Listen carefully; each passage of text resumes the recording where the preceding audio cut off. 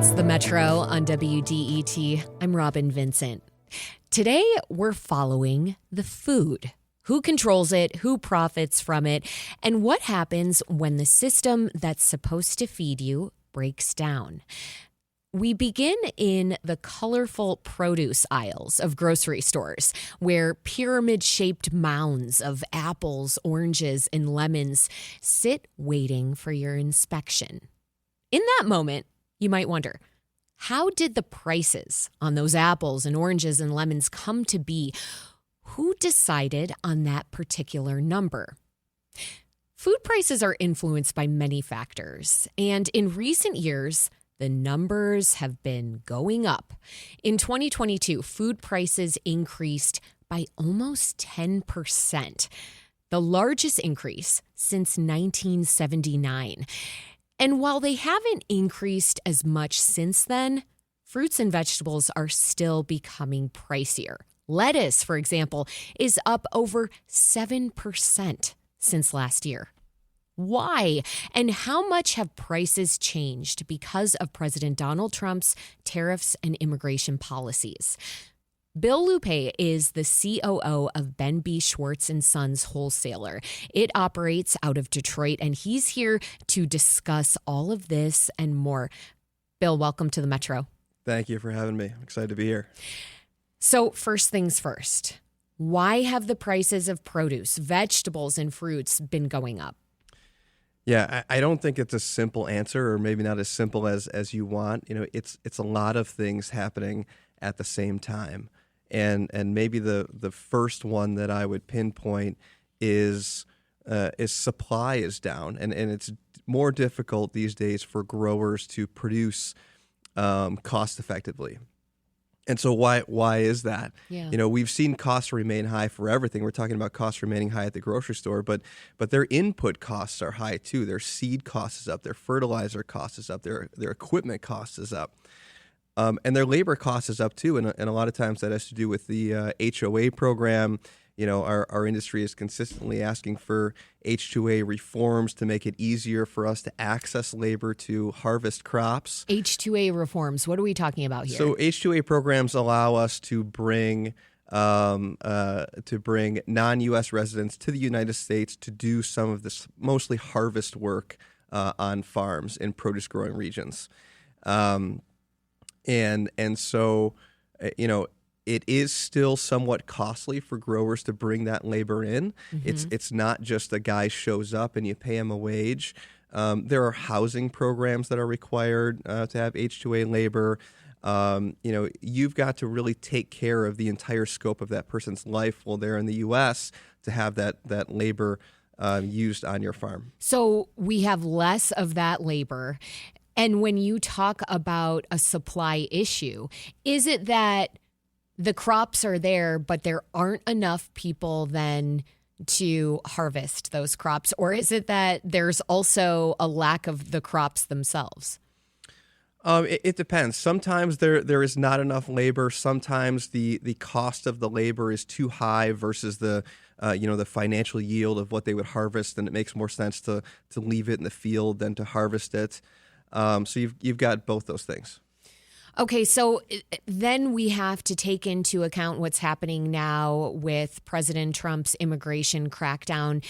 How would you say that has further intensified the issues of labor when it comes to folks who are able to harvest the fruits and vegetables that we all want to see on our plates? I mean, I think it's pushed people away who might be nervous about that for themselves or their families. And, we've got a big Hispanic population in Detroit, and there's a lot of Mexican labor being used through the H-2A program. And when done right, it can be good. But, I think, culturally there's a lot of nervousness around, what's happening in the U.S. right now. And so that's diminishing some of the pools that are available to be used for H-2A labor. And that kind of labor, it is backbreaking work. I've heard people say things like, a lot of Americans don't even want these jobs. And I wonder if that rings true for you in the distribution sphere? I think that is 100% true. It's very difficult backbreaking work. I mean, you are in the field, in the sun all day, walking through with usually a harvest machine behind you, walking through the field, picking as fast as you can. A lot of these guys are paid by the piece. So the faster they go, the more money they make. And so you're trying to meet quotas. You're trying to meet quotas. Yeah, absolutely. So it's not, if you can either do that, or you can go, work at, Burger King or McDonald's, and you're inside, you're not exposed to the elements, and you've got a 401k program or whatever benefits they offer. You can see why. Americans don't love the idea of doing that work. And not only that, but it's seasonal work, right? So it's not consistent throughout the course of the year, and you got to figure out how to fill those gaps too. Thanks for giving us more of a picture, into what I think is somewhat of an unseen aspect of this market, the labor of it.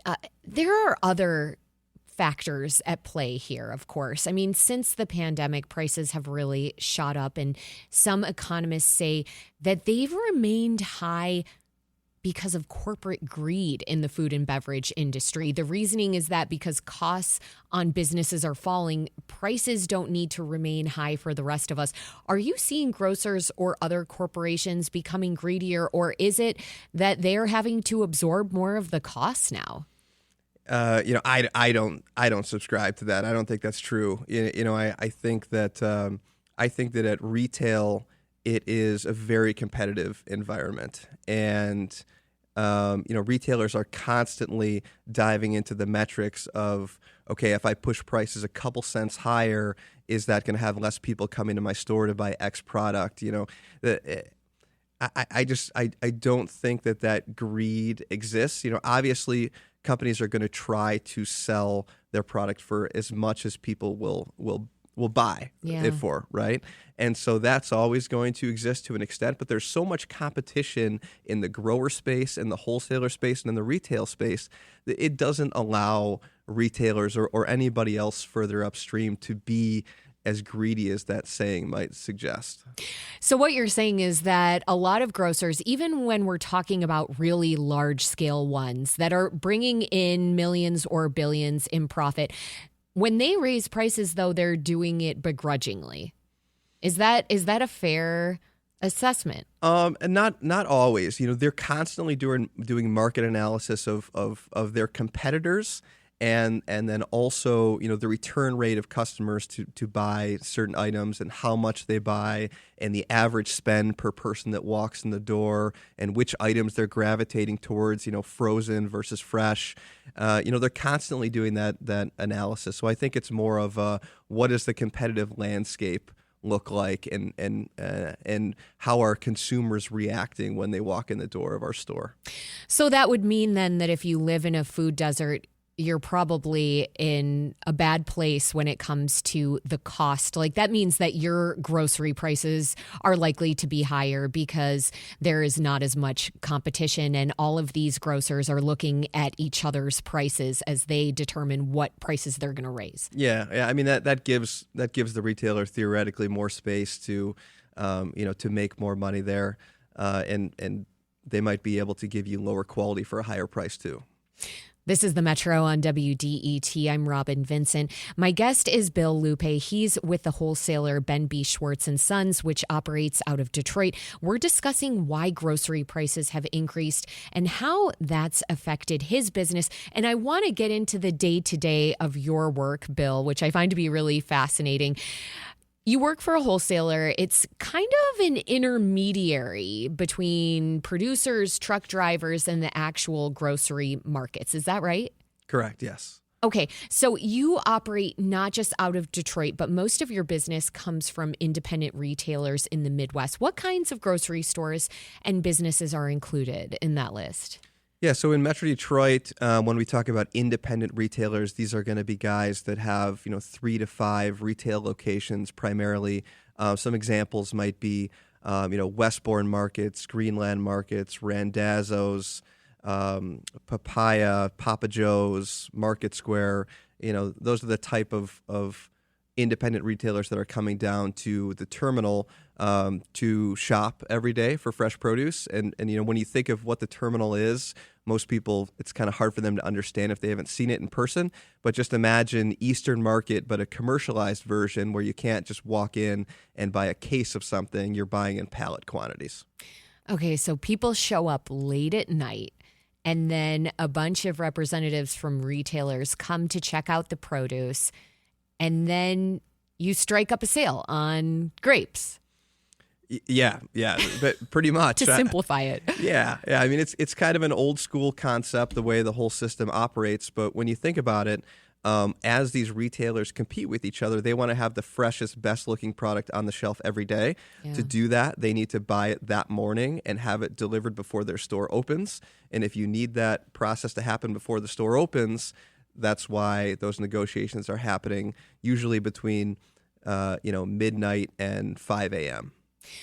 This has me wondering about food waste, though, and the pressure that you all feel in terms of presenting the best looking produce. And we know that Americans can be quite finicky about what they are selecting in the produce aisles. A little blemish on a piece of fruit all of a sudden turns them away. And that has really contributed to our food waste problem. I mean, we throw out, 40% of food in the U.S.?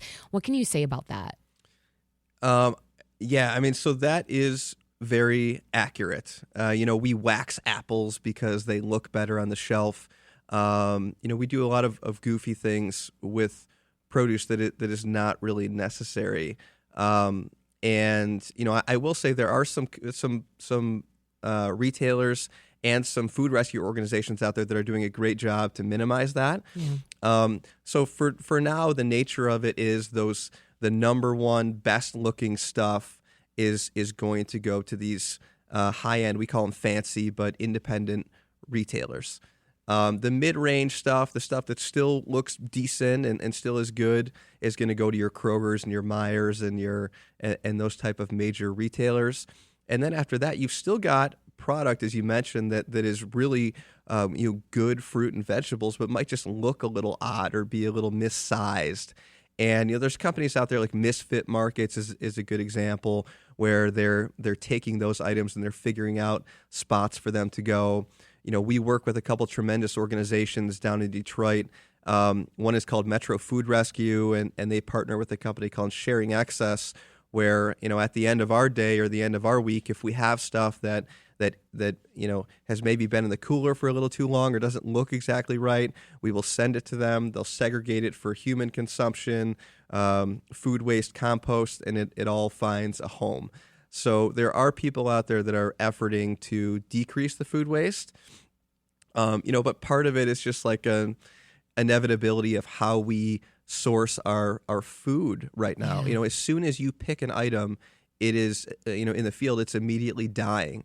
And we don't really have an appetite for seasonality in this country anymore. No consumers like, when this type of citrus is in season, I'm okay not having it. They want it all the time. Bill, why don't we talk about that more often? It feels sometimes like I'm speaking another language when I say to someone, "Oh, citrus is in season right now, so I'm buying more oranges," and I'll get a look like, yeah, citrus is in season all the time.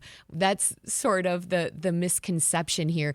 Do you think, have we gone too far away from the basics of understanding seasonality? How could we get back there? I think so. I don't know that we're ever going to get back there because, Americans want what they want and they want it now. That's why Amazon is so successful. Yeah.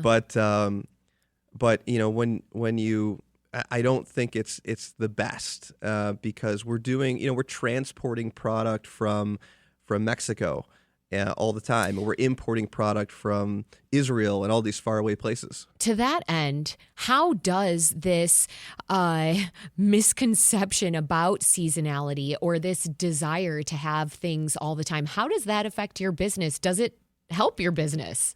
It helps our business. So, at Ben B. Schwartz or anybody in the wholesale space, our job is to find those products year round. And our job is to find the best quality in those products year round. And that might be at a local Michigan grower when Michigan's in season that's 2 miles away from the terminal. And that might be global sourcing, and it can be anywhere in between. And so we work with, at Ben B Schwartz, a little over 300 growers to source the different items that we source, and they rotate throughout the year. And that's really, one of the value adds of a wholesaler distributor is okay, here's somebody who has these vetted grower relationships where they can do the legwork of sourcing that product and having those items for us year round. Okay, so our lack of desire for seasonal produce is actually quite helpful to wholesalers like yourself. But I am wondering how your business as a wholesaler has been impacted by the broader theme of this conversation, which is rising costs. Yeah, I mean, I think, a couple points we haven't touched on when people think about, okay, why are those prices still so high when I go to the grocery store, especially in fresh fruits and vegetables and especially in things like berries. Supply chain costs are still very high. So we talk about, okay, to get the product here, we source from California, we've got to put it on a truck and it's got to get here. The cost of the equipment is higher, the cost of the trucker's fuel is higher. We've got non-domiciled CDL drivers that are getting taken off the road. So now we have a driver shortage issue. So the trucking costs are up. We've got tariffs that we're dealing with, which there's been on and off exceptions for fresh produce, but when there's not exceptions for fresh produce, those tariff costs are getting passed on to the consumer. Can we stay on that topic of tariffs? Because, of course, given the recent news, the Supreme Court's decision about tariffs and then President Trump saying, nope, I am going to fight that and slap on 15% tariffs globally. It was 10, then it was 15. I'm not sure if it's back to 10. I think it's still at 15. At any rate, if you had to make an assessment about more broadly how tariffs have been affecting grocery prices, what would you say? They are 100% driving grocery prices up unless the specific commodity that you deal in has an exception in those tariff rules. 100% driving up grocery prices. Not as in a 100% right. increase, Sure. 100% certainty they are driving those prices up. Okay, so we have, as you mentioned, all of these different pressure points in the supply chain that are really affecting prices. But then also tariffs are exacerbating grocery prices to a much deeper degree. For you as a wholesaler, watching the back and forth with tariffs, has that been really anxiety inducing? It has been, and our job is to be a good partner to our customers and to let them know what to expect. And so that's been difficult too. When we don't know what to expect, we can't tell our customers what to expect.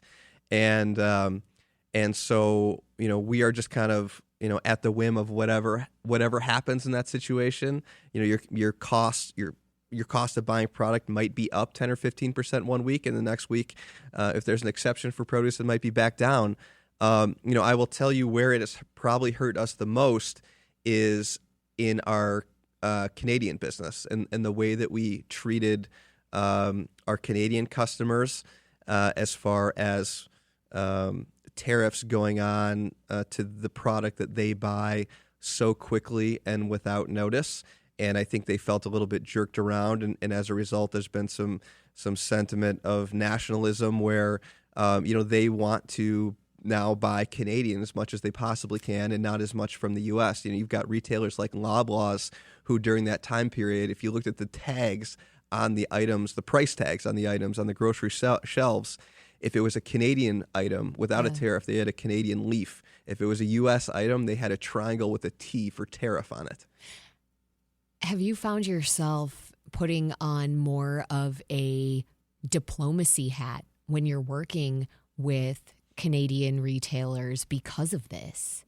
Absolutely, yeah. I mean, we're trying to make sure that we keep those relationships as strong as we can and control what we can control. Yeah. Obviously, we don't control everything, but we want them to know that we're going to be a good partner through this, and we're going to be here, when the situation is right and when it makes financial sense, tariff-wise, for them to source more from the U.S. Again, that we're here and that we're still a good partner to them. If you had the ear of Congress or the president, what would you tell them to do to lower grocery prices? I think definitely on the tariff front, there needs to be a little bit more lead time given. I don't take a political stance. Ben B doesn't take a political stance, but being able to give people runway to know what's coming would definitely be something that I would suggest. Access for our growers to labor and an H-2A program that works as good as it possibly can for all the growers to be able to harvest product. That would be a big one for us as well. And I think that the cost of getting product here, on trucks is still very high. So, again, we've taken a very aggressive stance with pulling non-domiciled CDL drivers off the road. Also did it without a lot of runway, and so it's impacting the situation pretty severely as well. And I think aside from that, one thing that we haven't really touched on that keeps driving costs up is we've got climate change that's causing more floods, more droughts. We've got more water issues going on for growers. And there's a lot of crop disease too. You mentioned the price of lettuce. Leafy greens are one of the most highly impacted crops from disease in the field. It can destroy a farmer's entire crop, hundreds of acres, if you're not careful in treating the product right. So, again, we've touched on a lot of different things, but it's really the culmination of all these things that's leading to those prices staying higher. It's not one specific thing. Thanks for helping us to think about the culmination of all these factors. Bill Loupée is COO of the wholesaler Ben B, Schwartz Sons. Bill, thanks for joining me on the Metro. Thanks for having me. That's great.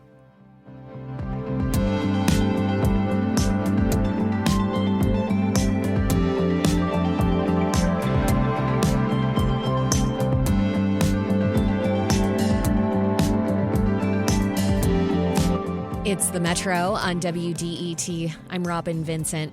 Coming up, as we've discussed, your grocery bills continue to go up. Federal food assistance, meanwhile, just got cut by $186 billion, and food banks are already overwhelmed. So, what if communities built their own food system with commercial kitchens, cold storage, and distribution instead of waiting for the next crisis? We'll talk about that more next on the Metro. Stay with us.